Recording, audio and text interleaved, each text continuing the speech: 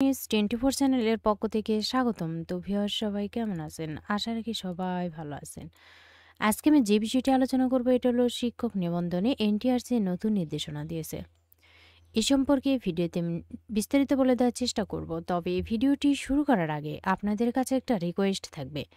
আপনি যদি এই চ্যানেলে নতুন হয়ে থাকেন তাহলে প্লিজ সাবস্ক্রাইব করবেন এবং পাশে থাকা যে বেল আইকনটি রয়েছে তাতে অলে ক্লিক দিয়ে রাখবেন, যাতে আমি পরবর্তী ভিডিও আপলোড দেওয়ার সাথে সাথে সবার প্রথমে আপনার কাছে নোটিফিকেশন চলে যায়। এছাড়াও আমি আমার চ্যানেলে নতুন নতুন ভিডিও আপলোড দিয়ে রেখেছি, চাইলে দেখে নিতে পারেন। তো চলুন দেখি।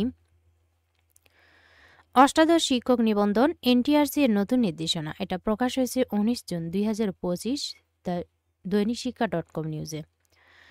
ই সনদে ভুল তথ্য সংশোধন ও ডাউনলোড নির্দেশনা দিয়েছে বেসরকারি শিক্ষক নিবন্ধন ও প্রত্যয়ন কর্তৃপক্ষ এনটিআরসি। অষ্টাদশ শিক্ষক নিবন্ধন পরীক্ষায় চূড়ান্তভাবে উত্তীর্ণ প্রার্থীদের ই সনদি ভুল তথ্য সংশোধন ও ডাউনলোড নির্দেশনা দিয়েছে বেসরকারি শিক্ষক নিবন্ধন ও প্রত্যয়ন কর্তৃপক্ষ এনটিআরসি। বৃহস্পতিবার 19 জুন বেসরকারি শিক্ষক নিবন্ধন ও প্রত্যয়ন কর্তৃপক্ষের পরিচালক কাজী কামরুল আহসান স্বাক্ষরিত বিজ্ঞপ্তিতে এ তথ্য জানানো হয়।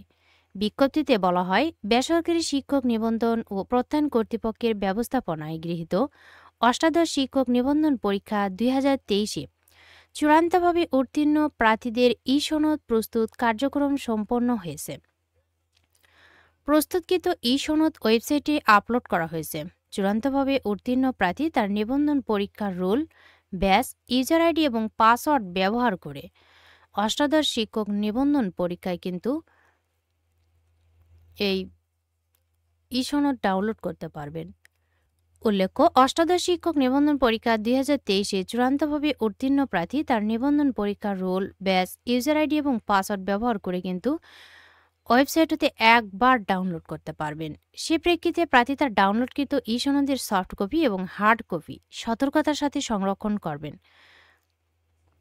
পরবর্তীতে ই সনদ ডাউনলোড করার জন্য ফি প্রযোজ্য হবে। ফি এর পরিমাণ ও ফি প্রদানের পদ্ধতি সম্পর্কে বিস্তারিত তথ্যাদি পরবর্তীতে জানানো হবে।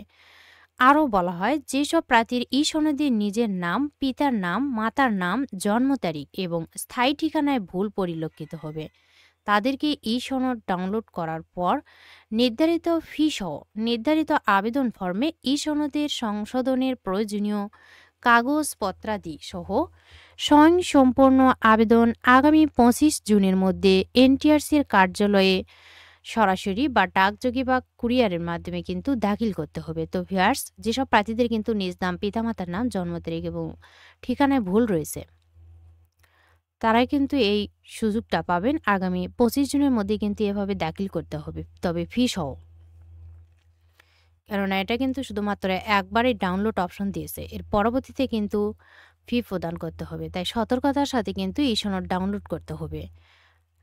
হার্ড কপি এবং সফট কপি সতর্কতার সাথে আপনারা ডাউনলোড করে নেবেন। সকলের জন্য রইল অনেক অনেক শুভকামনা। ভিডিওটি ভালো লাগলে অবশ্যই লাইক, কমেন্ট এবং শেয়ার করবেন। আরও নতুন নতুন ভিডিও পেতে চ্যানেলটিতে অবশ্যই সাবস্ক্রাইব করে সাথেই থাকবেন। এতক্ষণ ধৈর্য সহকারে ভিডিওটি দেখার জন্য সবাইকে ধন্যবাদ। সবাই ভালো থাকবেন, সুস্থ থাকবেন। আবারও দেখা হবে নতুন কোনো ভিডিওতে।